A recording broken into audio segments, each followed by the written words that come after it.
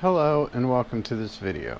Today I'm going to be discussing an overview of Stephen King's The Dark Tower series.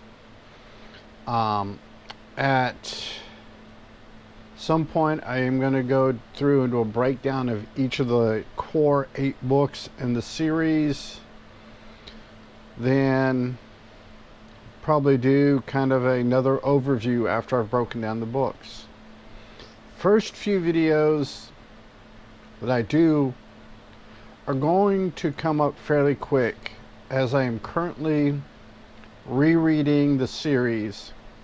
I am on the 5th book, Wolves of the Kala. I'm currently reading that, but I've already read the first 4 books plus Wind Through the Keyhole, which Stephen King admittedly says is a 4.5. So even though there's 8 books, the count goes from 1 to 7, with Wind Through the Keyhole being 4.5, for lack of a better term.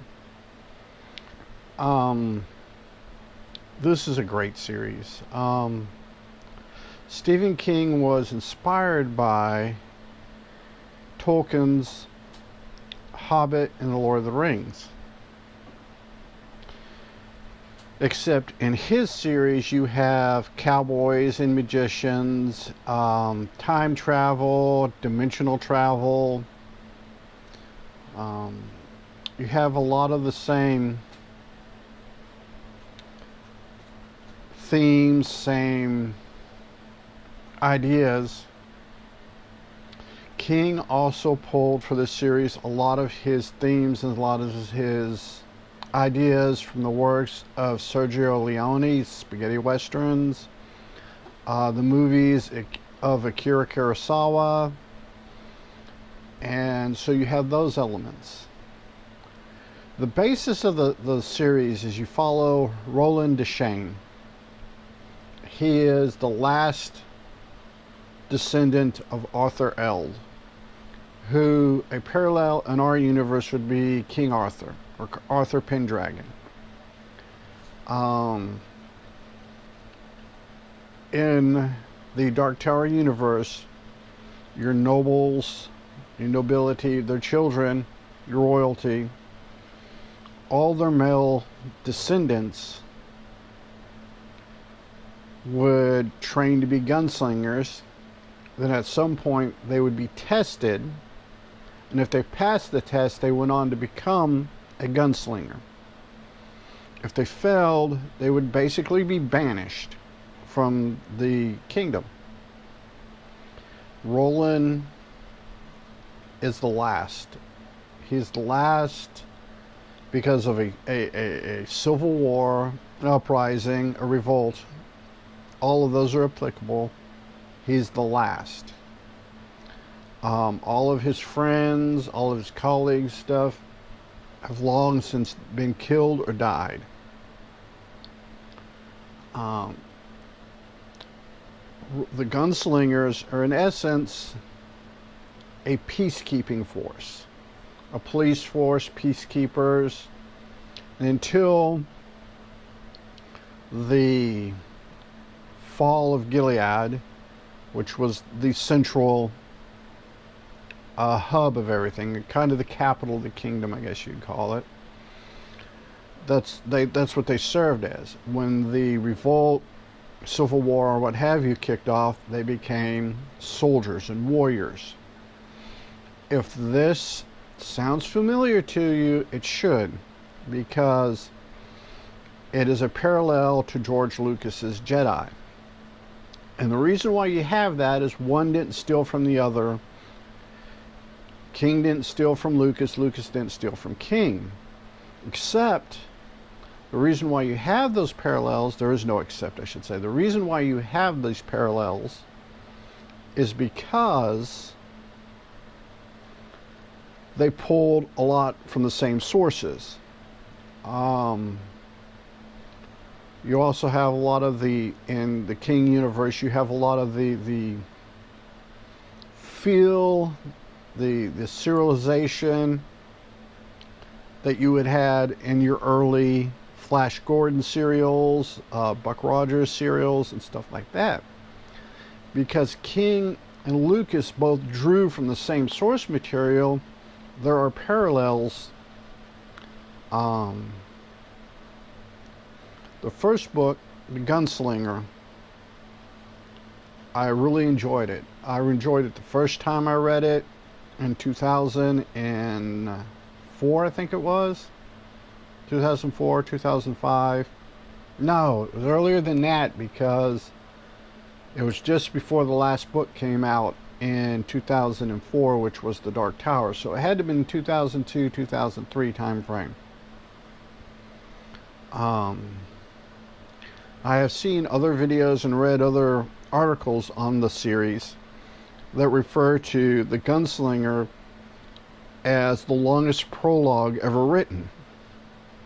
And to a degree, I have to agree with them, because The Gunslinger has very little action in it. It's a lot of narrative. It's a lot of inside of Roland Deschain's head. This is where you get to know Roland. You get tidbits of his past. You get names. You get references. You also, if you're a poetry fan, you recognize that King was also inspired by Robert Browning's poem Child Roland to the Wasteland Come, or to the Roland to the Dark Tower Come. I got my poems crossed there for a second. And T.S. Eliot's The Wastelands. Both in and of themselves, both of those poems are worthwhile reads.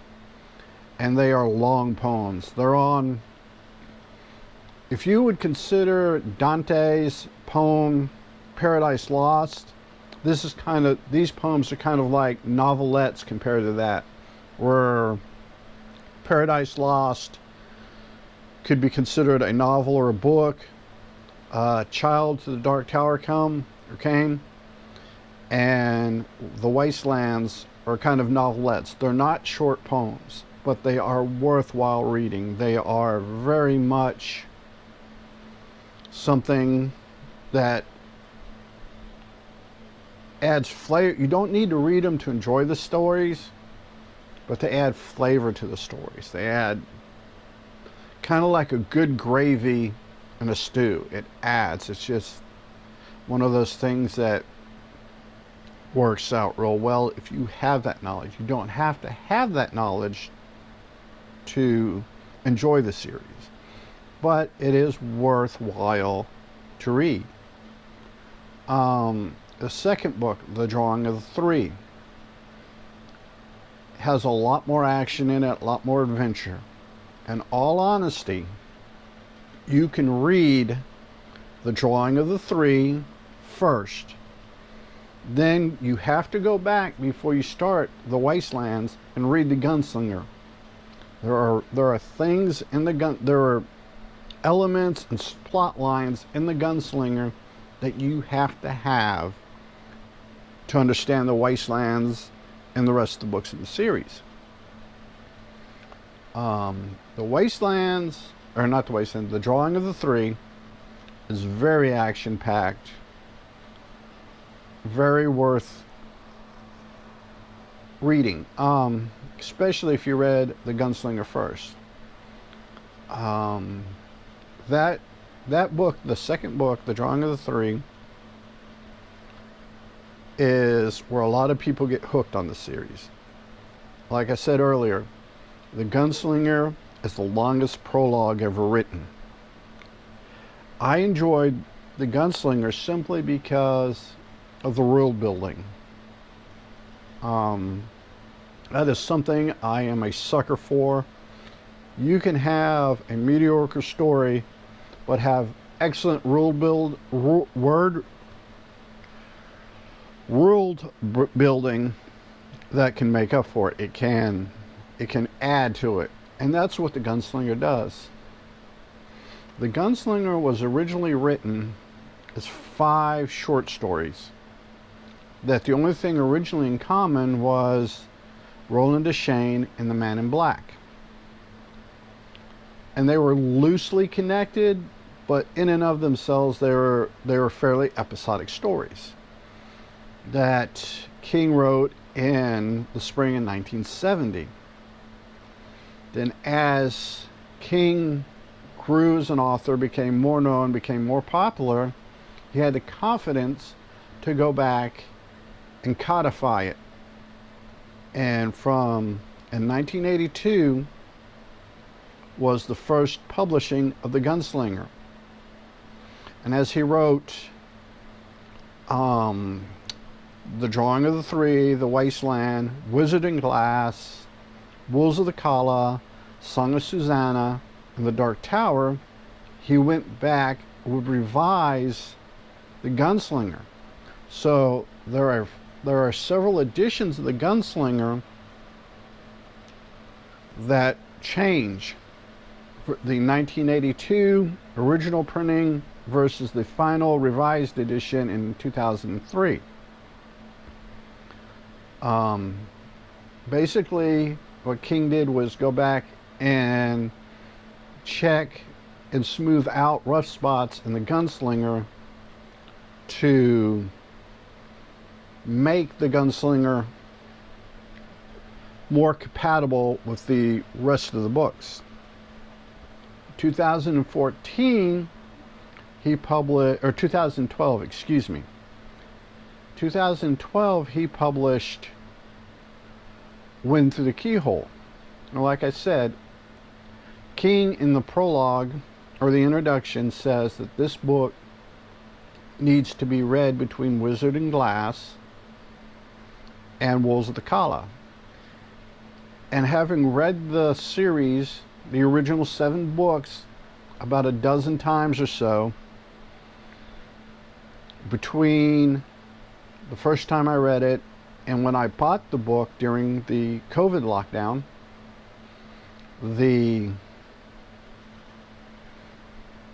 I had a good grasp. So this time when I went back and decided to reread the series, I read for the first time Wind Through the Keyhole in the spot that King intended it to be read in. And it fits nicely.